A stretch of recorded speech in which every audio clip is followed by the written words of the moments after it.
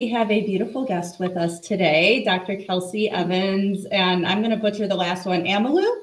Close enough. It's Amalu. Amalu. But I didn't know my own last name when I first met my husband. So. That makes me feel better. My A's are all messed up from being in Chicago anyways. And today we are talking about a very interesting topic, and we didn't name our topic, but it's in the space of relationship. How do you want to describe it, Kelsey? Yeah, I would say anything in regards to partnership or relationship and how our physical bodies and energetic bodies impact the relationships that we have. Perfect. Yes. So let's introduce ourselves and then we'll get right into it. My name is Casey Kephart. I'm a functional medicine nutritionist. I am the founder of the Feel Good Formula, and I work with women with all different types of autoimmune diseases to get you back to the activities you love to do, trash those symptoms, and get your life back. Jessica? And I'm Jessica Melnick. I'm a registered holistic nutritionist, the founder of the Anti-Arthritis Method, the host of the Happy Joints Arthritis Solutions Group, and I help both women and men with various forms of arthritis get back to living life the way they choose to, not the way that they have to.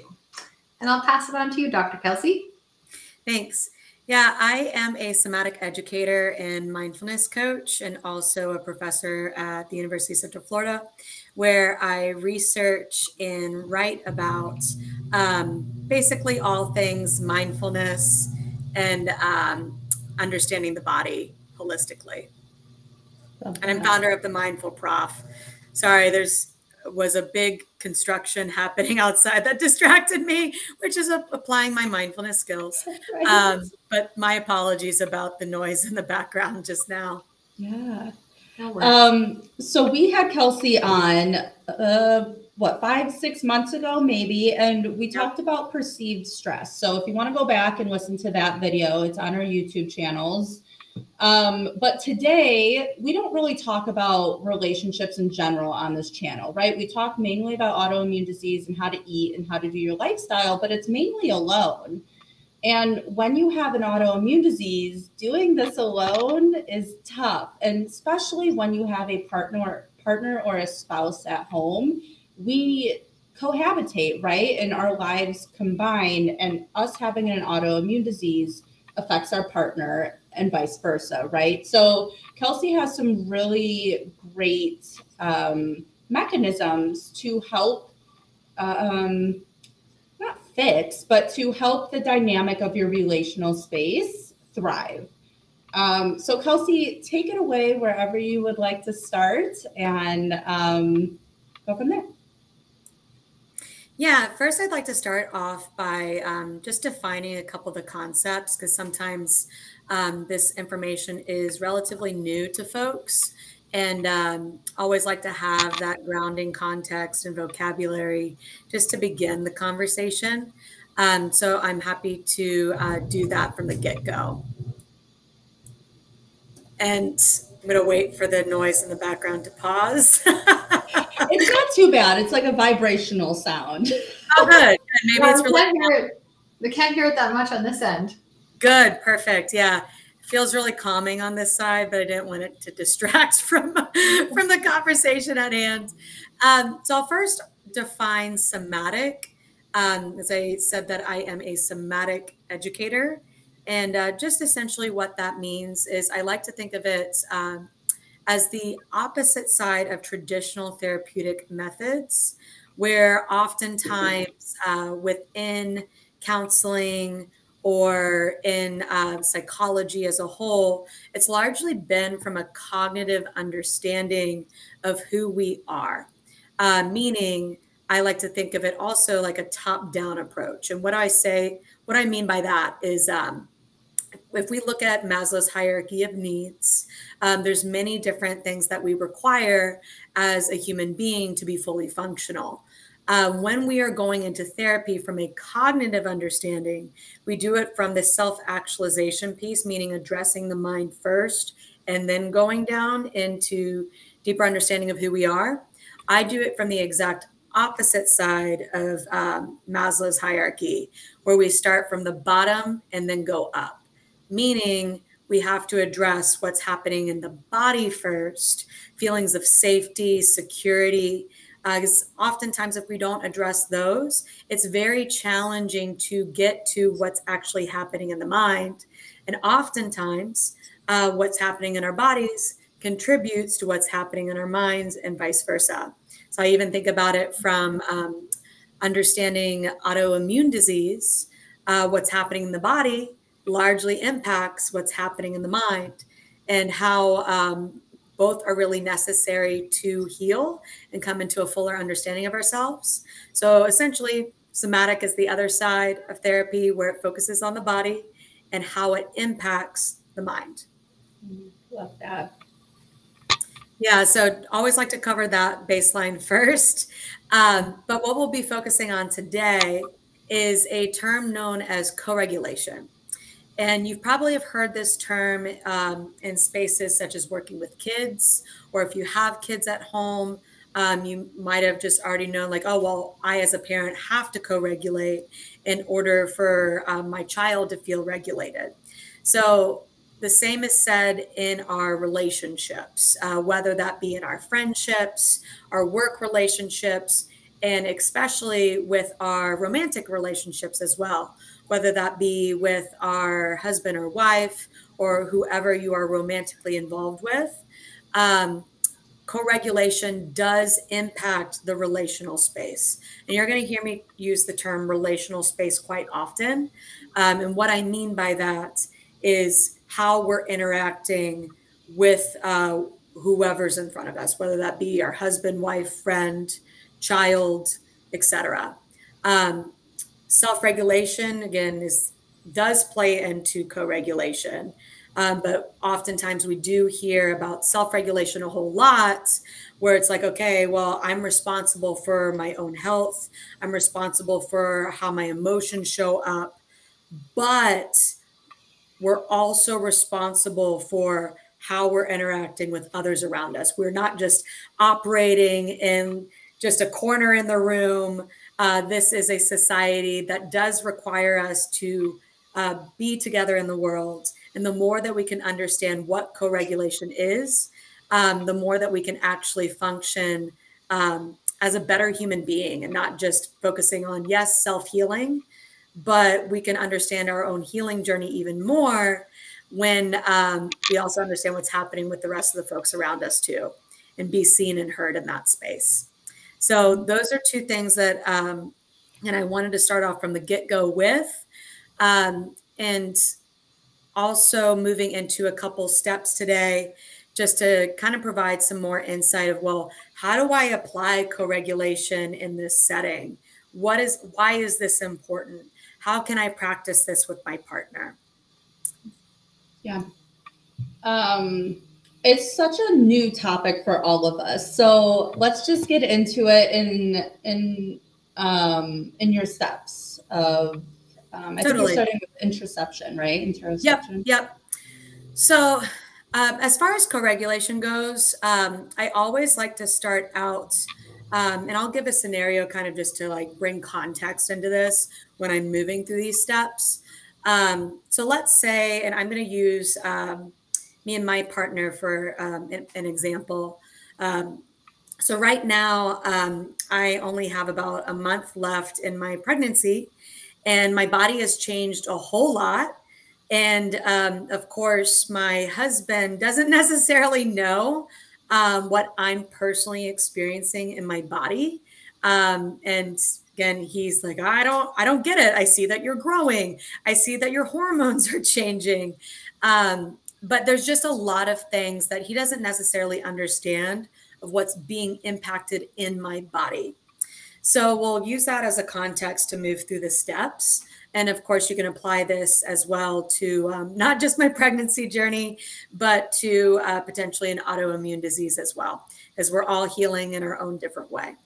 So the first step that I like to recommend when we're coming into a conversation with our partner about your healing journey or what you're personally experiencing. So the first step I recommend is understanding yourself first. And this could be, again, a very long part of the process and a continual thing that we continue to pursue. But it's a process known as interoception. So this is just a fancy term for knowing what's going on inside of your body. Yet that skill set takes a really long time to develop, and it's continual practice and effort. Essentially what interoception is I'm getting really curious about where my breath is, where my heartbeat is, what the temperature of my body feels like. So these are very basic skill sets, but you could even dive deeper into, again, I'm going to use my pregnancy as an example of what I'm feeling in my body shift and expand on a daily basis. And if I am not aware of that, it's very challenging to present what I'm actually feeling shift and change to another human being. Mm-hmm. So it would be very hard for me to describe my own feelings and perceptions of what's happening with me to another human if I was not connected to my own body. So I fully recognize that this is challenging for many folks.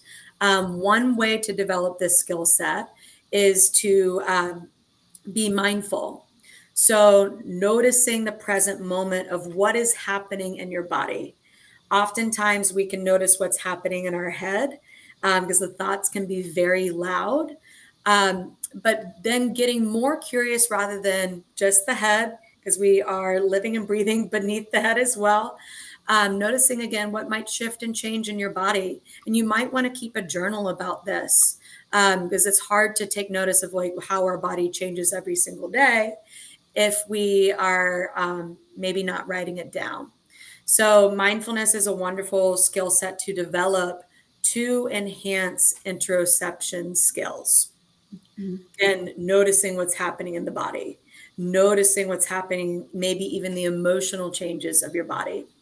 And of course, you'll probably notice the cognitive a lot too, because they're very much connected between mind and body spaces.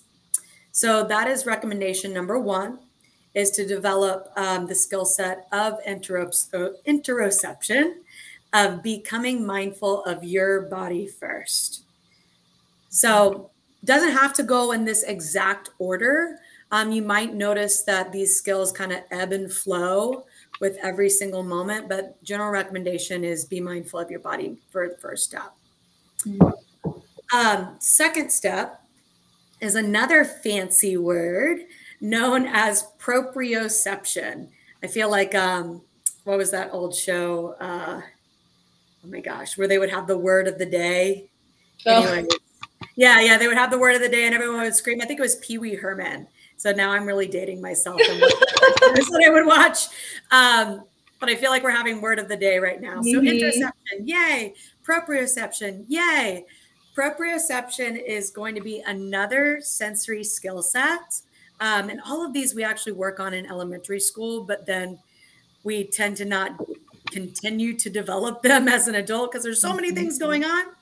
But proprioception is how our bodies take up space around us. And I'm going to use an example from yoga class, because I teach yoga a whole lot.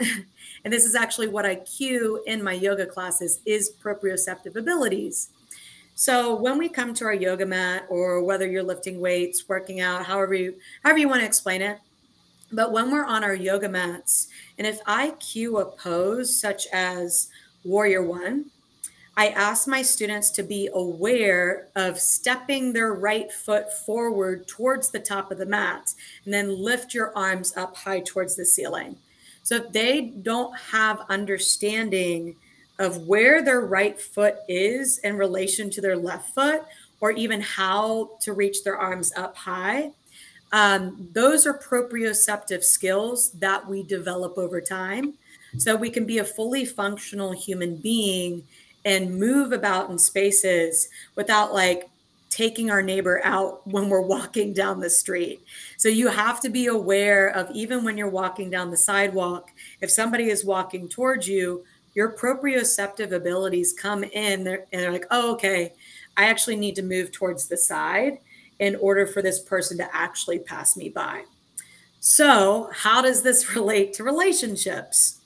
And when we think of relational spaces, meaning my physical body in relation to my partner's body, often it shows up in the bedroom. It might show up even in conversation that I'm having, or even in like when I'm cooking a meal in the kitchen. Proprioception shows up all the time. So again, I'm going to relate it back to my own experience with pregnancy. And this is kind of a funny example. My body is consistently growing. And if I did not have proprioceptive ability, my belly would be bumping into my husband all the freaking time. So there's that physical understanding.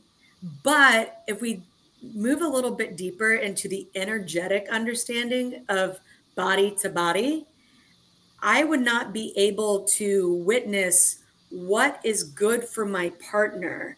For example, if I'm coming into the room and I see that his shoulders are slouched and he's a little bit down, and then I'm coming in, barging into the room in just a very aggressive manner, that is also an example of proprioception that could impact my body language, would directly impact how he's feeling, where maybe that aggressive behavior would make him go even lower and retract even more.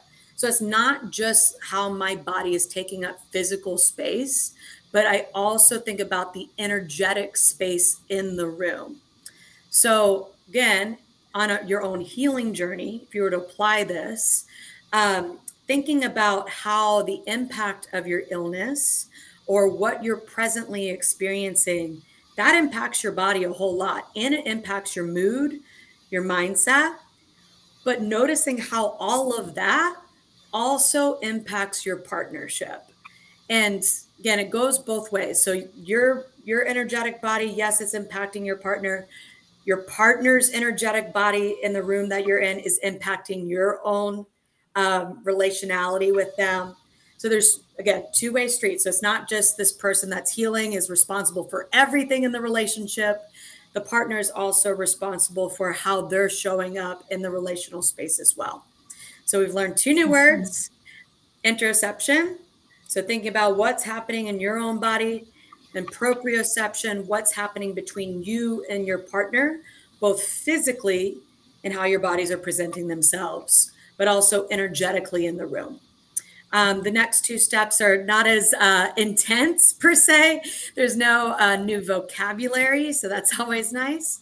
So once we kind of have this deeper understanding of like, okay, well, what's happening with me? And then what's happening in the energy in the space around us? You can do this in real time when you're understanding yourself and the person in front of you. Next step would be getting mindful communication involved. And I point to my mouth that is one way to communicate, but also our body language is another way to communicate how we're feeling. So mindful communication would involve deep listening of whatever your partner is experiencing.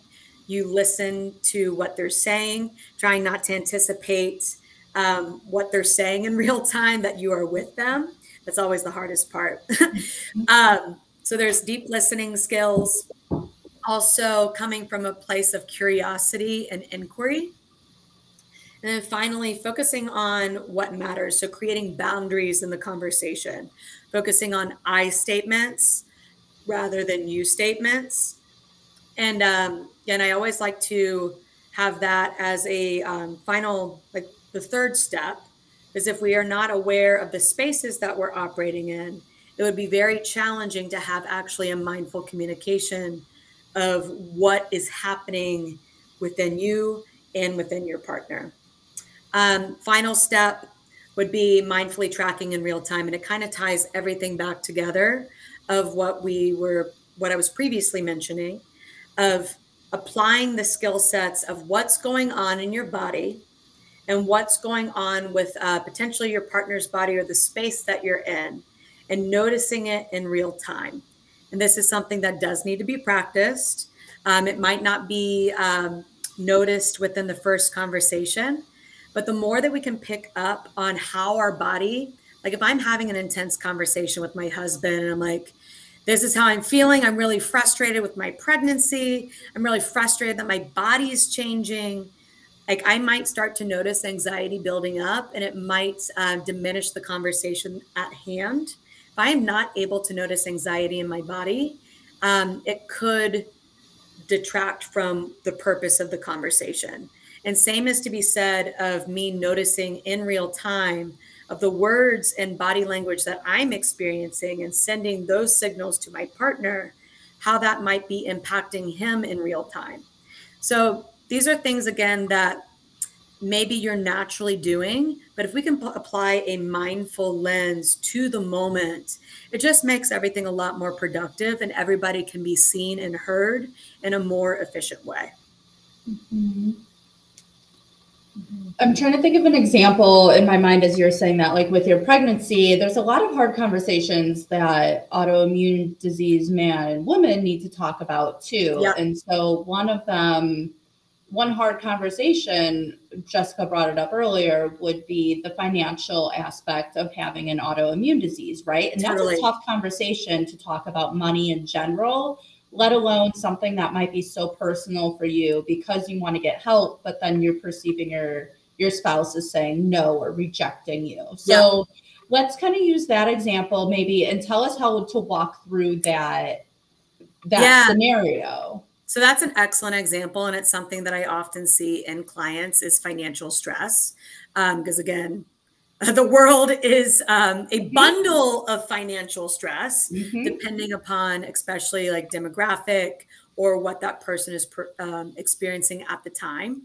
So if I go and look at the steps again, if financial stress is already a trigger for you, and maybe you don't know that it's a trigger. So again, I'm going to go with like, maybe there's not that knowledge yet.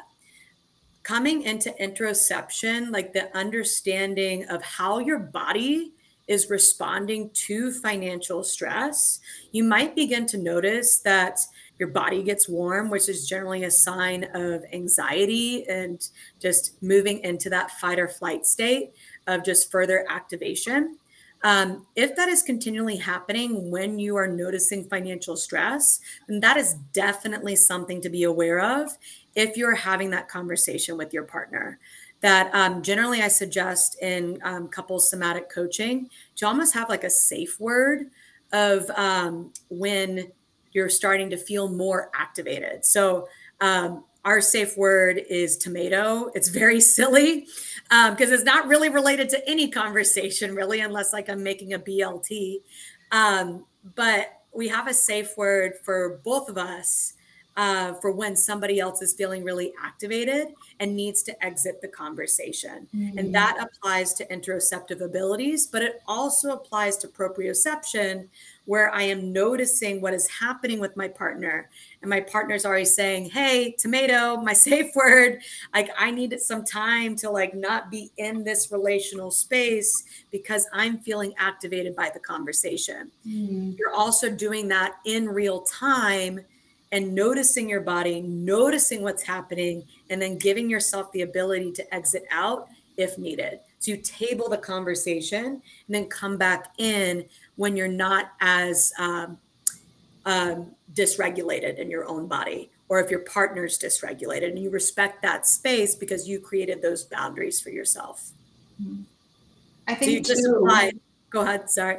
No, that was a great example. I was thinking too, as you were talking, Kelsey, about like interoception itself. I think that is such a huge thing for, I know myself and people in my community and I think that a lot of us don't have the skills until we actually become aware that this is even a thing. So I see so many like clients and people in my community that they don't have that self-awareness of, even like how they're feeling. So they are not making their connection between the physical, their thoughts, their energy that they're putting out there. And I think that it's so important for us to have that awareness and develop that awareness, because Completely. then we can't ask our partner for what we need if we can't even put words to it. You know, Totally. we might instead be kind of lashing out, or we might be going into ourselves and retreating, you know, Yep. and maybe not engaging in the relationship, or whatever behavior we kind of automatically go to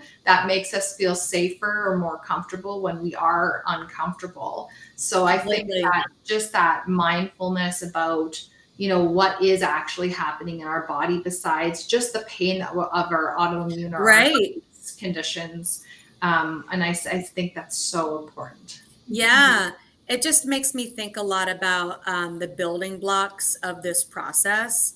And if somebody is in pain and they don't have the skill set to understand what's happening in their own body and like how everything connects, how that impacts a relationship automatically is, again, the partner might not be intending to lash out, but because they're experiencing so much pain and don't necessarily know where it's coming from, it's just, it enhances potential issues and challenges in whatever partnership that you're in. Mm-hmm. Yeah, and I think too that whole mindfulness of how we're communicating is so important when it comes to asking for what we need. So I think that first being aware, and then second being able to communicate it in a way that, you know, our partner is going to be able to receive it. So like you said, Correct. using those I messages instead of kind of the accusatory, well, you do this and you do that. It's more like, I feel, you know, I feel Yes. overwhelmed when I'm doing all these things around the house and I need help because my body either hurts, or I need more time to look after my physical self, or I need more time to rest, or I need to be able to go to yoga, or I need to be able to go swimming, or I need to be able to do these different activities for my health. And I need that support. I need some of these things taken off of my plate. So focusing on the I as opposed to the accusatory you. And I think just being mindful of how your body feels while you're having that conversation. Oh, completely. You know, remembering to breathe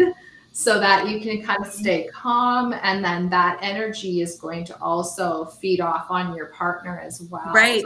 Less intimidating, I think, to have those tough conversations. Correct. And also recognizing that it's a lot required of your partner as well, that if your partner is also not doing the work, it's going to be very challenging to meet in the middle if they haven't worked on the interoceptive skills themselves. So there's no perfect formula to this, but there are things that each partner could work on that would enhance the relationship and coming together and having some of these difficult conversations.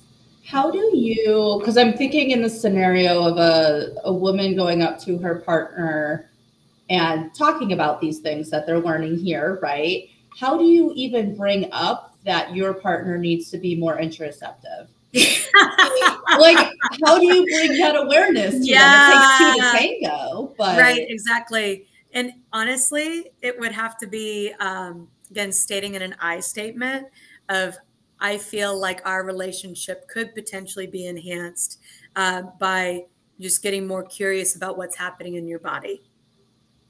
So if you don't voice it, it would be very challenging to even like have the partner know that that was an issue. Yeah, I get that. We have a question for you from your channel. It looks like, do all relationships have to be based on interests? I'm not, if I could get more context to that question, that would be super helpful. Because I'm not just having a challenging time understanding like interests as in like, I like yoga. My husband likes to watch sports. So is it that type of interest, or is it in relation to, again, proprioceptive interest? I don't know. I don't even know if actually a proprioceptive interest is a thing. Oh, that's funny. So to tie it all together, we're kind of at time here, and I'll keep an eye out for the question too.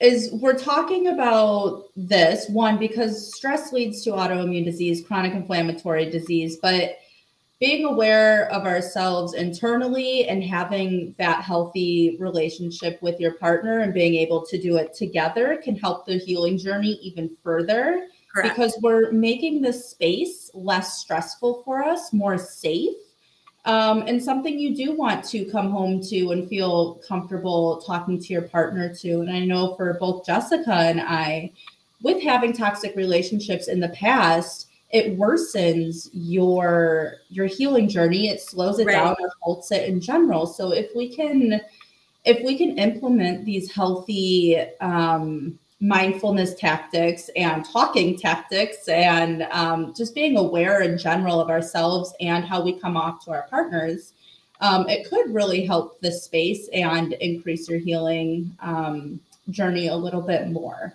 And it's just another piece in the puzzle that we can connect and keep learning about. So Kelsey, we really appreciate having you on. Do you want to share where people could find you and how and kind of what your services look like? Yeah, for sure. Thanks, Casey. So you can find me at themindfulprof.com. It's my business. And underneath that, within the space of what the Mindful Prof offers, somatic coaching. So it could look like, again, working into the body through the understanding of what's showing up emotionally, physically for yourself, energetically, ways to access that. Could be through yogic practices, meditation practices, Reiki, hypnosis. Other ways I also access those spaces are through some cognitive-based approaches. Because I like to think of it like a battle tactic of if we're only entering into one way, it's more effective to actually flank from the other side too at the same time. So many different approaches to access just overall healing and what actually somatic is. So yes, one-on-one coaching, yes, group coaching as well. I also offer courses of Mindfulness 101, trauma-informed mindfulness. We're actually, my partner and I, with a different LLC, we are offering a somatic training as well. So some of the specific somatic practices that go into helping just calm your central nervous system. So one example would be, you've probably seen this before, of butterfly tapping. So learning all those different skill sets and how to apply them in real time. And training is coming up for that in the summer. You can also find me on Instagram at the Mindful Prof LLC. And on Facebook under Kelsey Evans-Amalu, also the Mindful Prof LLC as well. Awesome. Thank you, Kelsey, so much. If anybody has questions on the replay, please feel free to put them in there and we will answer them or give them to Kelsey to answer.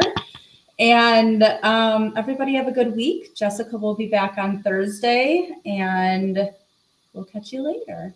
Take care, everyone. Thank you.